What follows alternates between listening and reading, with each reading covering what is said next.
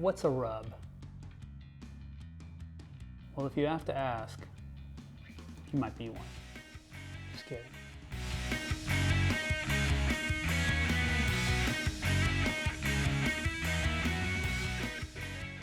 A rub is a derogatory term that some bikers use for a rich, urban biker.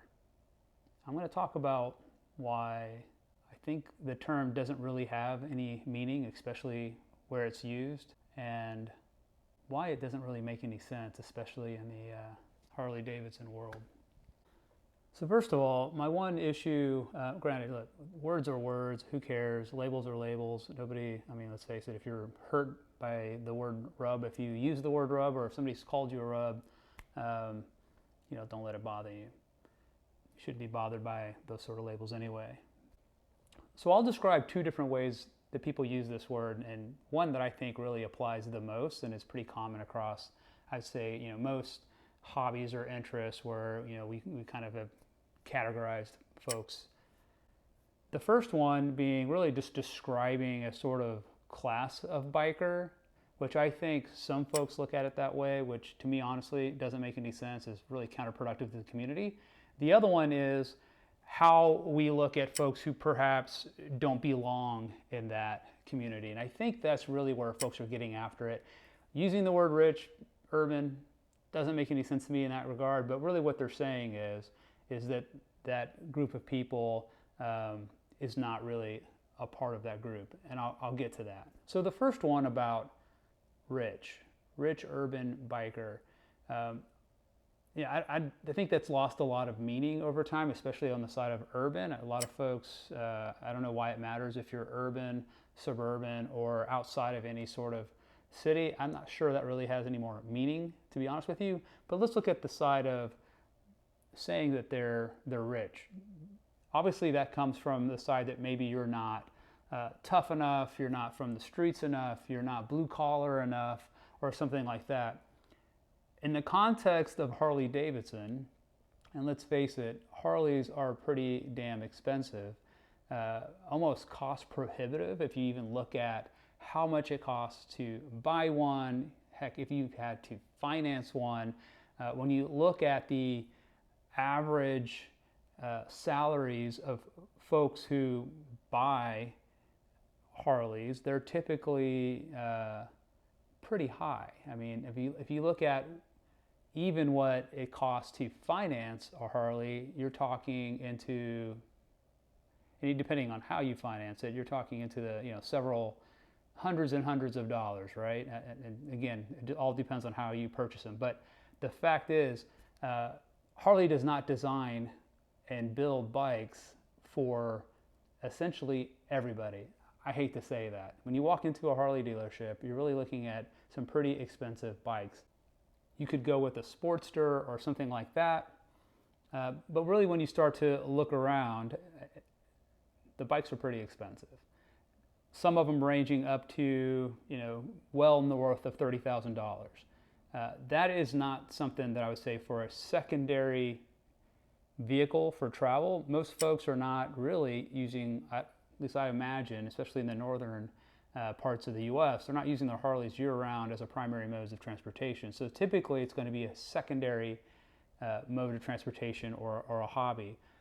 I get it if you're a true blue biker running with an MC and you're riding all the time, okay, fine. Maybe you're using it quite often and you're riding through the cold, hard winter months, but it's probably unlikely, right? I mean, most folks are using these as a secondary vehicle. So being able to buy a secondary recreational vehicle for north of $30,000 really comes at a certain level of income that you have to make. So let's face it, Harleys are a premium brand. They're a premium machine. They're well built. I mean, heck, I'll tell you, I mean, I think they're worth what you pay.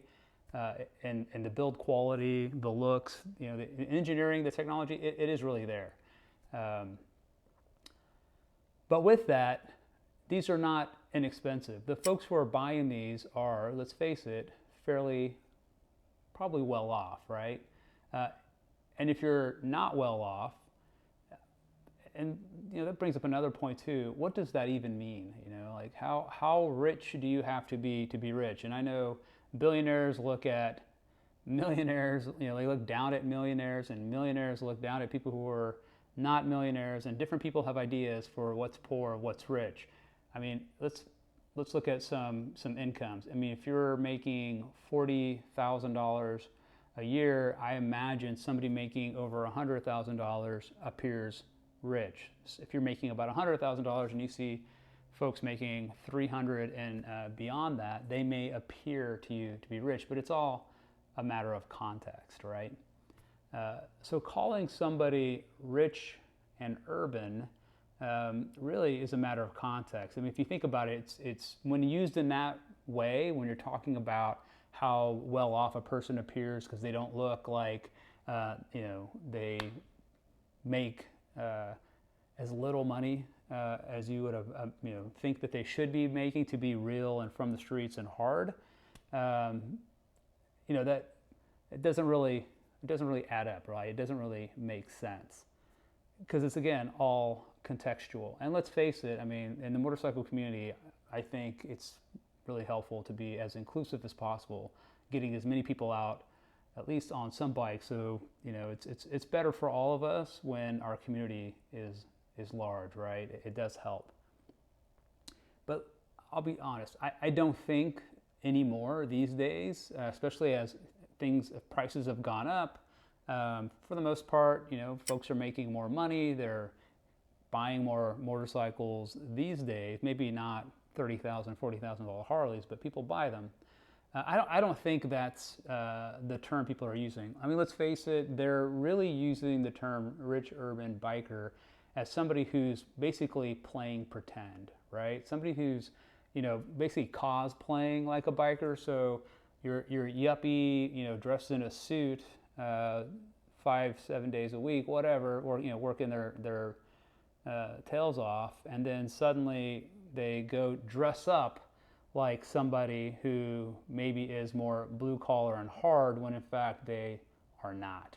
Really, when you think about it, that's how that phrase is being used, where, hey, you're this rich person, you kind of work out in the city, you're doing all these things, 9 to 5, you're very corporate, and then you go play pretend on the weekend. Maybe you dress up like a biker, and then you take your Harley out to the cafe or something like that.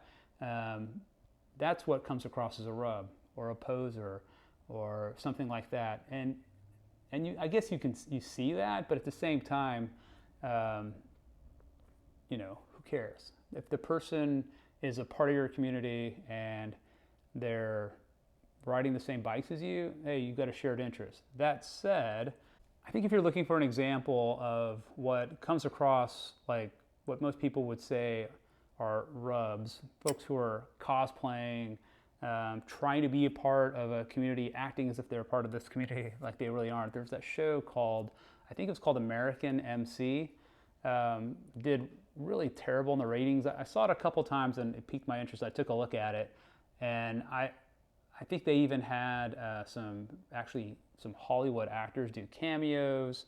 They had a former NFL football player kind of run with their club.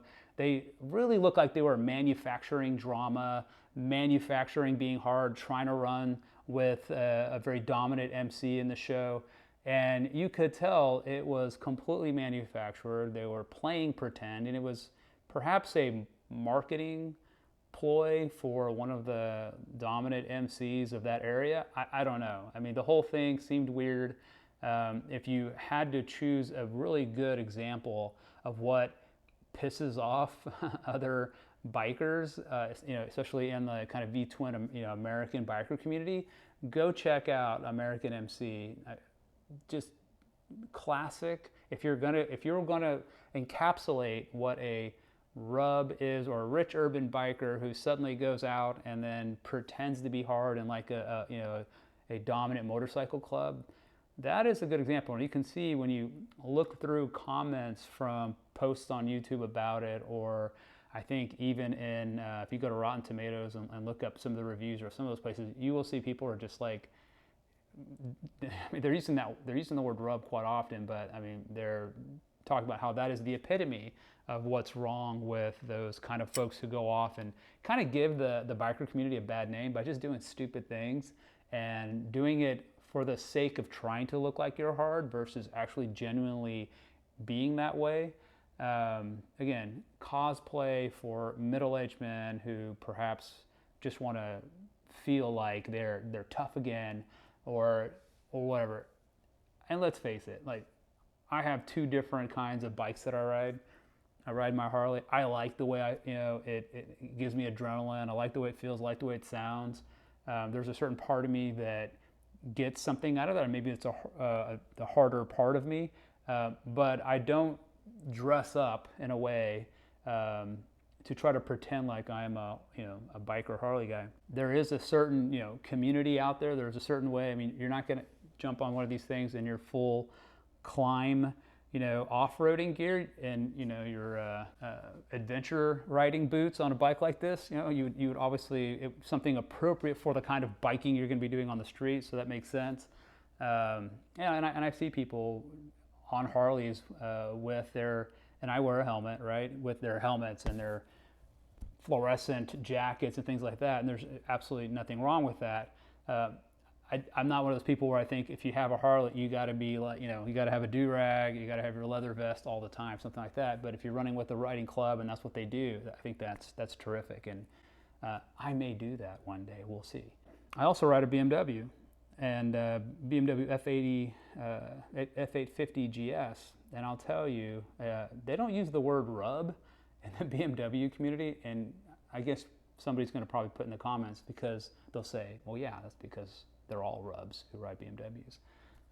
Unfair, right? I don't think that's necessarily true, but there's just not that sort of classification game played.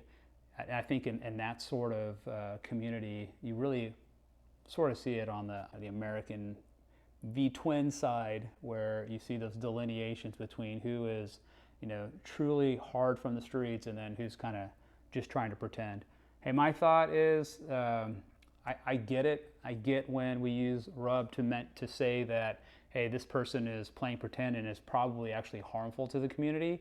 But it shouldn't matter what your economic or class status is or anything like that. If you're doing harm to a community, obviously, it's not a great thing. And I would say it's probably okay to go, hey, that's not an example of what we represent, as a community. I get that.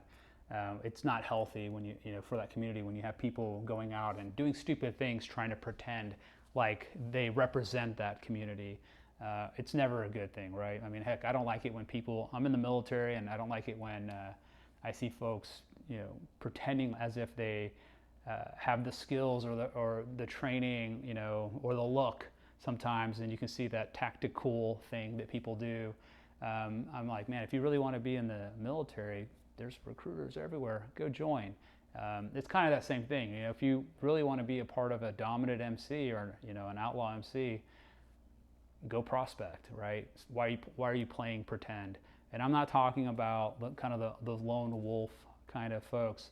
I'm really talking about the folks that kind of go out and just try to look like they're hard, put all the gear on, and maybe even go out again, like that American MC show, and just manufacture situations where they are in a tough scene or something like that.